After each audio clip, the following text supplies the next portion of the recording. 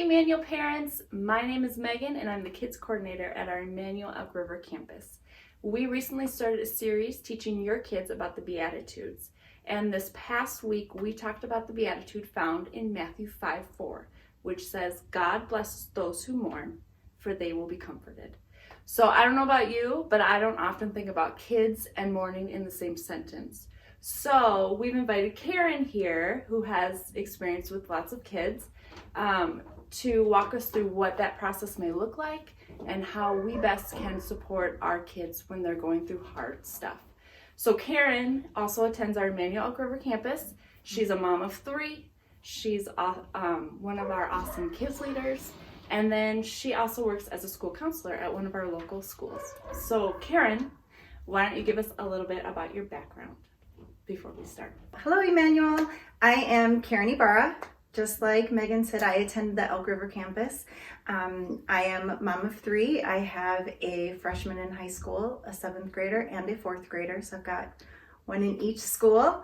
And like Megan said, I've worked with children a very long time, my whole life. I have a degree in psychology, a bachelor's degree in psychology from Liberty University in Virginia, and I have a master's degree in education with an emphasis in school counseling, also from Liberty University. And I have another degree that I earned in Mexico in theology.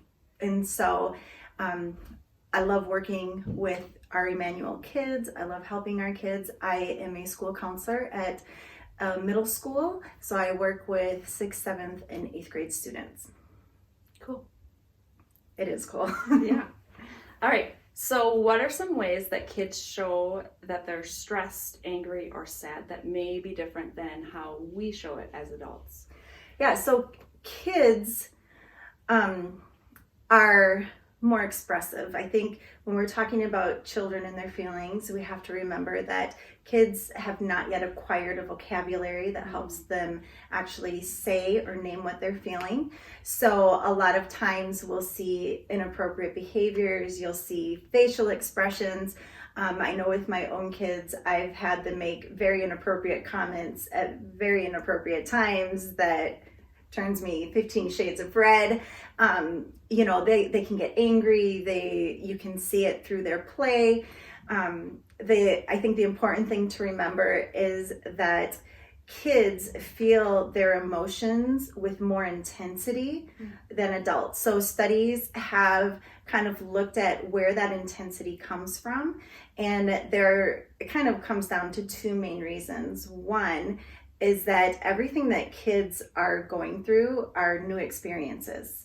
So as adults, we've lived so many experiences so many times that the novelty of those experiences starts to wear off.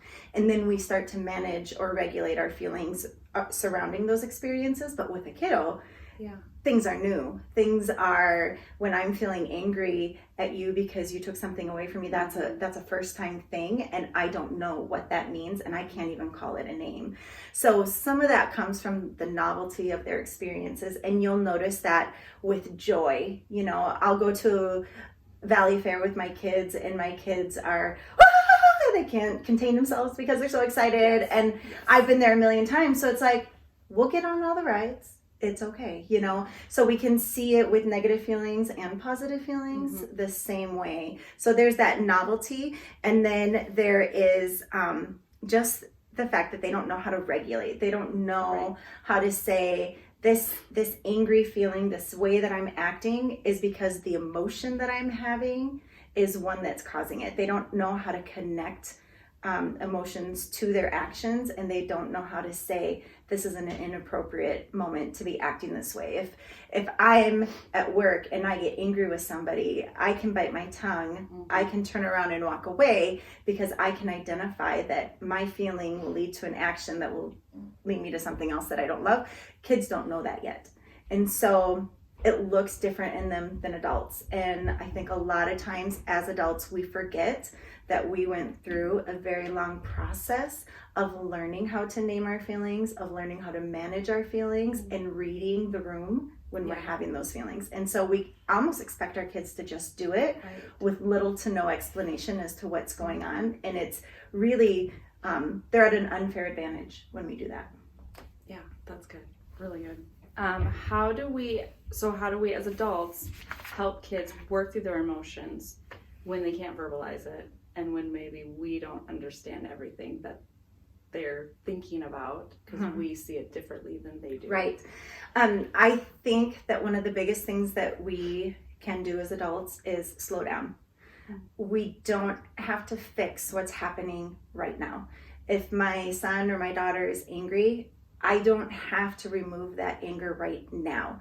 I can give them an opportunity to calm down and then sit and talk with them, because the kids, their brain is not fully developed, and they're not even close to being fully developed. And so we're expecting sometimes for our kids to be able to say, I'm angry, I'm going to bring my anger down, and we're expecting them to do that on their own. And their brain can't. It just can't. So it sometimes is better to create a safe place where they can go and feel their feelings. If they're going to be angry, let them go be angry. If they're going to be sad, they can go be sad. If they're scared, they can be scared. But once they're calm, then it's a matter of sitting down with them and saying, talk to me. What happened? You know, and the kids, you start walking them through it. They point to whatever it was that triggered them. My brother said something, you told me to do something. And sometimes it's things that we don't even expect to be upsetting to them. And then when we're listening to that, then you can say to them, okay, so you had a feeling with that. It was a big feeling. What do you call it? What do you call it? I know what I call the feelings, but what do they call it, right? Yeah. So they might say, well, I think that was anger. Okay, so it's not bad that you were angry. You know, it's not bad to be angry. It's not bad to be sad. It's not bad to be scared. It's bad when those emotions start to hurt yourself or others. So then we teach them that and then offer them a different solution. You know, some things that I think work for, you know, even smaller kids is making a book of ideas that you sit down with your that you sit down with your child and you come up with, and you say, okay, so you were angry, and this last time you kind of threw a fit. You threw things all over the place and you were yelling, and that was hurtful to me. Being very honest with them about how their actions impact you is important. That was hurtful to me. So I want us to come up with a different idea. The next time you get angry, because I'm not saying it's bad you're angry. I get it. I get angry too. The next time you're angry, we need to come up with some ideas. And you can make a list. You could put Post-its. You could do a book, include pictures. They could say, I need to listen to music when I'm angry. I need to watch TV when I'm angry. I need to go to my calming seat when I'm angry. I need you to hold me when I'm angry. I need you to pray with me when I'm angry. I need to read God's word when I'm angry.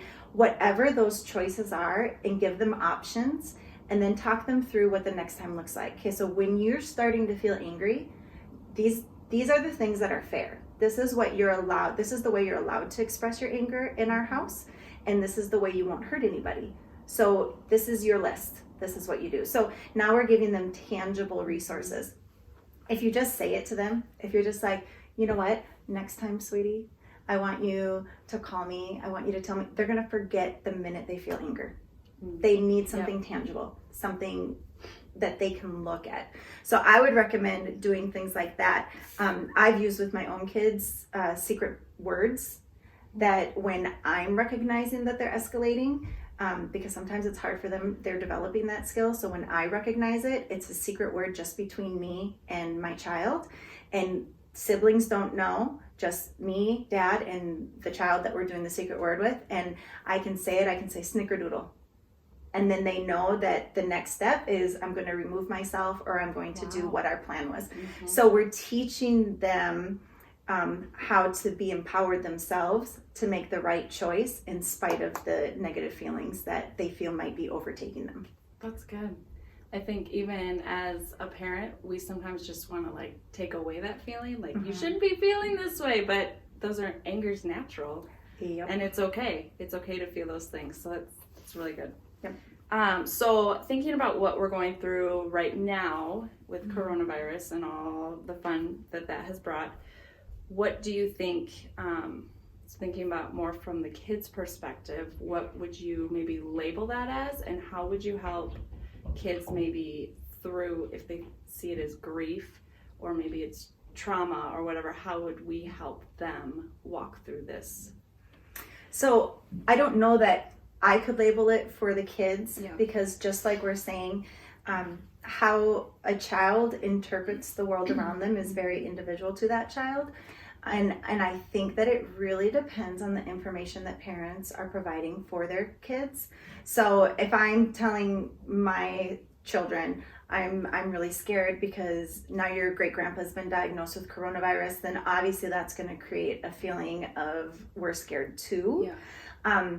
If I'm telling my children, you know what, there's a lot of craziness going on in the world around this, and we're going to be safe, we're going to take care of ourselves, we're going to follow the, what's being asked of us, we're going to do it respectfully, and we're just going to stay safe and know that we're trusting God, we're moving forward, Yeah. then I'm creating a different feeling. Mm-hmm. I think that the adults are having a hard time processing what's going on. And I don't know that the fear I hear from people is all surrounding the coronavirus as much as it's surrounding the effects of not working, of now our income is cut. Mm-hmm. Now I'm worried about the elderly members of my family. Now I'm worried who is exposed. Now my husband's been diagnosed and I can't see him for a month. I think that there are more fears around the effects of it Right. than the actual virus. Right. So I think that the key here is that we remember that we are Christian parents, Mm-hmm. and we have the number one best resource on our side. And in our house, we choose to be very honest with our kids. We tell them how things are, but we also say, but we trust Jesus. Mm-hmm. We know, even if I get the coronavirus, Mm-hmm. and if Jesus decides it's time for me to go, he has that in his hands too. Yeah.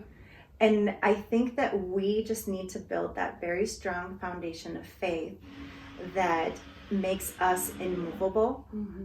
in front of the circumstances. Because whether it's a coronavirus, or it's something happening on social media with their friends, or it's some sort of trauma going on in the family, or it's my mom and dad can't get along and I'm afraid they're going to get divorced, the kids are going to face something. Mm-hmm. So we have to provide that foundation. And I think that really the only way that we can face these things and come out victors is by doing it with Christ. That's it. Yeah. That's all we have.